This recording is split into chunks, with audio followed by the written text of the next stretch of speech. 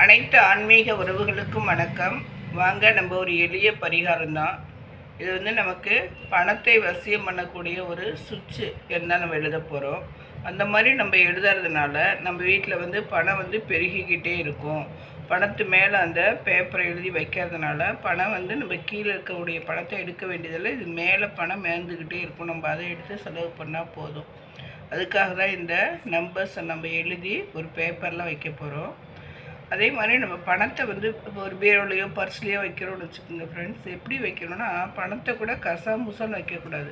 ஒரே ஆர்டராக இப்படி ஃபேஸ் பார்க்குற மாதிரி இருந்தால் எல்லா பணத்தையும் பாருங்கள், இதே மாதிரி தான் கரெக்டாக இருக்கணும்.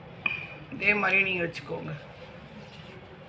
எல்லாம் ஒரே ஆர்டராக வருது பாருங்கள். அந்த மாதிரி வச்சுக்கிட்டு நல்லா அதை ஃபஸ்ட்டு நம்ம மதிக்க கற்றுக்கணும்.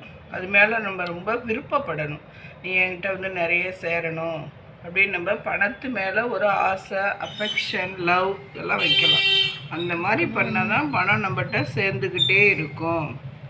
அதாவது நம்ம எதை வேணும்னு நினைக்கிறோமோ, மனதார நினைக்கிறோமோ, அது கண்டிப்பாக நம்ம கையில் அதிகமாகவே இருக்கும்.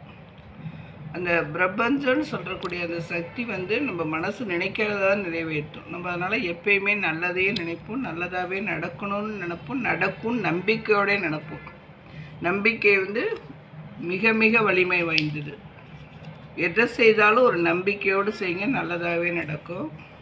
இப்போ இதில் நம்ம என்ன நம்பர்ஸ் எழுத போகிறோம் அப்படின்னா, ஒரு ஒயிட் ஷீட் எடுத்துங்க ஃப்ரெண்ட்ஸ். இந்தளவு பணத்துக்குள்ளே இருக்க மாதிரி அந்த 100 ருபீஸ் நோட் நான் மேலே வச்சுருக்கேன் அப்படின்னா, அந்த 100 அந்த நோட்டுக்கு அடக்கமாக இருக்க மாதிரி வச்சுக்கோங்க. இப்போ என்ன பண்ணுங்கள், அதில் 221122 இதான் அதுக்கான சுவிட்ச் வேர்ட்.